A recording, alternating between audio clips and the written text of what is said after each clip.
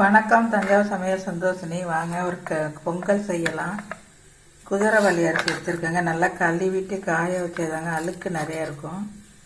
உள்ள பைத்தம்பருப்பு லைட்டாக வறுத்ததுங்க. செவ்வரிசிங்க. நல்லா ஒருத்த சாப்பிட்லாம். பொங்கல் 2 பேர் கூட சாப்பிட்லாம்.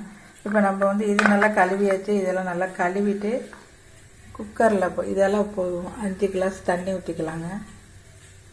கொஞ்சோண்டு ஜீரகம் போட்டுக்கலாம், உப்பு போட்டுக்கலாம். பொங்கல் ரெடிங்க. இப்போ நம்ம 5 கிளாஸ் தண்ணி ஊற்றிருக்கேங்க. இப்போ இதை கழுவிட்டு வந்தாச்சு. இதை போட்டுடலாம்.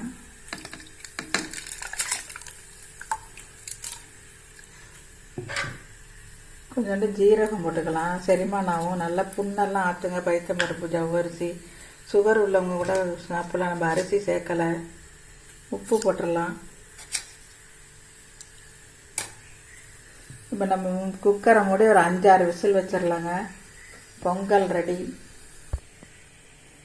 இப்போ நம்ம 1 ஸ்பூன் நெய் சேர்த்துக்கலாங்க. அப்போ தாங்க பொங்கு கீழே ஊற்றாமல் பொங்காமல் இருக்கும். இப்போ இந்த மாதிரி தான் இருக்குங்க. இந்த மாதிரி இருக்கும். நீங்கள் கொஞ்சம் இன்னும் ஒரு அரை மணி நேரம் கழிச்சு பார்த்தீங்கன்னா கட்டியாக பொங்கல் மாதிரி வந்துடும். நீங்கள் இப்படி கஞ்சியாக சாப்பிட்றதாலும் சாப்பிட்லாம். சுகருக்கு நல்லது. சூப்பர் டேஸ்டியாக இருக்கும். வச்சு சாப்பிட்டு பாருங்கள். சாப்பிட்டு பார்த்துட்டு கமெண்டில் சொல்லுங்கள். இந்த வீடியோ பிடிச்சிருந்தால் லைக் பண்ணுங்கள், ஷேர் பண்ணுங்கள், சப்ஸ்கிரைப் பண்ணுங்கள். வாழ்க வளமுடன்.